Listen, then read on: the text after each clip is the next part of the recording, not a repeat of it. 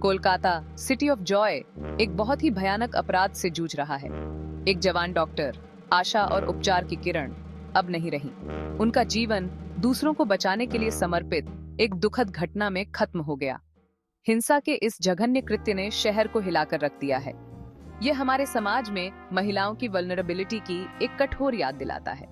पीड़िता सिर्फ एक डॉक्टर नहीं थी, वह एक बेटी, एक दोस्त, एक सहकर्मी थी। उनका जाना उन सभी को गहराई से महसूस हो रहा है जो उन्हें जानते थे। शहर उनके कमी को महसूस कर रहा है। मेडिकल कम्युनिटी सदमे में है। इस त्रासदी ने एक ऐसा शून्य छोड़ दिया है जिसे भरना मुश्किल होगा। कोलकाता की सड़कों पर गुस्सा और दुख व्याप्त है। शहर भर में विरोध प्रदर्शन हुए हैं। नागरिक न्याय की मांग करते हैं, वे अकाउंटेबिलिटी की मांग करते हैं, वे अपनी माताओं, बेटियों और बहनों के लिए एक सुरक्षित शहर की मांग करते हैं। अपराध का विवरण विचलित करने वाला है। डॉक्टर का कथित तौर पर बलात्कार किया गया और हत्या कर दी गई। इस कृत्य की क्रूरता ने सबसे अनुभवी जांचकर्ताओं को भी झकझोर कर रख दिया है। समुदाय में आक्रोश है। इस घटना ने एक बार फिर भारत में महिलाओं की वल्नरेबिलिटी को सामने ला दिया है। पुलिस ने पूरी जांच शुरू कर दी है। वे अपराधियों को पकड़ने के लिए अथक प्रयास कर रहे हैं। जनता त्वरित न्याय की मांग कर रही है। पीड़िता के परिवार को क्लोजर का हक है।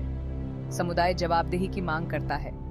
इस घटना से शहर भर में विरोध प्रदर्शनों का दौर शुरू हो गया है। छात्र, पेशेवर और गृहिणियां सड़कों पर उतर आई हैं। वे सख्त कानूनों, बेहतर प्रवर्तन और महिलाओं के प्रति सामाजिक दृष्टिकोण में बदलाव की मांग कर रहे हैं। भारत में बलात्कार और हत्या के खिलाफ कानून है, लेकिन क्या ये कानून काफी है? क्या इन्हें प्रभावी ढंग से लागू किया जा रहा है? कोलकाता की डॉक्टर की दुखद मौत इन महत्वपूर्ण सवालों को उठाती है। न्याय मिलना चाहिए, लेकिन यह भी दिखना चाहिए कि न्याय हो रहा है। भारतीय कानूनी व्यवस्था को महिलाओं के खिलाफ अपराधों के प्रति अधिक संवेदनशील होने की आवश्यकता है। प्रक्रिया को तेज, अधिक पारदर्शी और पीड़ितों की जरूरतों के प्रति अधिक संवेदनशील बनाने की आवश्यकता है। न्याय में देरी अन्याय है। अपराधियों के लिए कठोर दंड की आवश्यकता है। मौजूदा कानूनी ढांचा अक्सर अपराधियों को हल्की सजा के साथ बच निकलने की अनुमति देता है। इसे बदलने की जरूरत है। न्याय के लिए जवाबदेही की मांग है। Section 4, trust and safety, the importance of background checks. Doctor अपने पेशे में रोजाना कई लोगों से बातचीत करती थीं। ये त्रासदी मजबूत बैकग्राउंड चेक्स के महत्व को उजागर करती है, खासकर विश्वास के पदों पर बैठे पेशेवरों के लिए। सुरक्षा कोई विशेषाधिकार नहीं होना चाहिए, यह एक अधिकार होना चाहिए। अस्पतालों, क्लिनिकों और अन्य स्वास्थ्य सेवा संस्थानों को अपने कर्मचारियों, खासकर महिलाओं की सुरक्षा को प्राथमिकता देने की आवश्यकता है। सभी कर्मचारियों के लिए पूरी तरह से बैकग्राउंड चेक्स लागू करना एक सुरक्षित कार्य वातावरण बनाने की दिशा में एक महत्वपूर्ण कदम है। इस प्रक्रिया में टेक्नोलॉजी महत्वपूर्ण भूमिका निभा सकती है। डिजिटल बैकग्राउंड वेरिफिकेशन सिस्टम नियोक्ताओं को संभावित कर्मचारियों की शीघ्रता और कुशलता से जांच करने में मदद कर सकते हैं। यह भविष्य में ऐसी त्रासदियों को रोकने की दिशा में एक महत्वपूर्ण कदम हो सकता है। Section 5, breaking the silence, a call for societal change. यह त्रासदी एक कठोर याद दिलाती है कि अकेले कानून ऐसे अपराधों को नहीं रोक सकते। हमें एक सामाजिक बदलाव की जरूरत है। हमें यौन हिंसा को लेकर चुप्पी तोड़ने की जरूरत है। हमें ऐसा माहौल बनाने की जरूरत है जहां पीड़ित ऐसे अपराधों की रिपोर्ट करने के लिए सुरक्षित महसूस करें। शिक्षा ही कुंजी है। हमें अपने लड़कों और लड़कियों को सहमति, सम्मान और लैंगिक समानता के बारे में छोटी उम्र से ही शिक्षित करने की आवश्यकता है। ये गहरी जड़ें जमा चुकी पितृसत्तात्मक मानसिकता को चुनौती देने में मदद कर सकता है, जो अक्सर महिलाओं के खिलाफ हिंसा को सामान्य मानती है। सामुदायिक समर्थन महत्वपूर्ण है। यौन हिंसा के शिकार लोग अक्सर कलंक और शर्म का सामना करते हैं।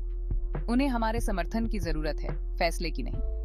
हमें एक ऐसी संस्कृति बनाने की जरूरत है जहां पीड़ित खुद आगे आकर बोलने और न्याय पाने के लिए सशक्त महसूस करें।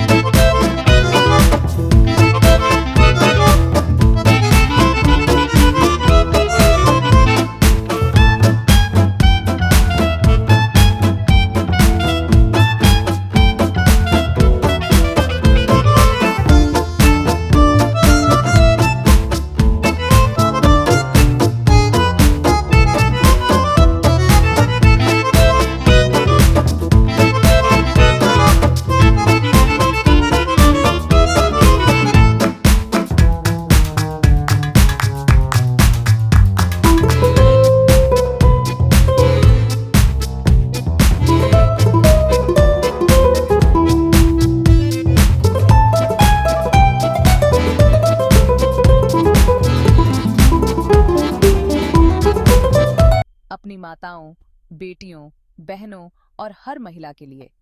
हमें एक ऐसे विश्व की मांग करनी चाहिए जो भय और हिंसा से मुक्त हो।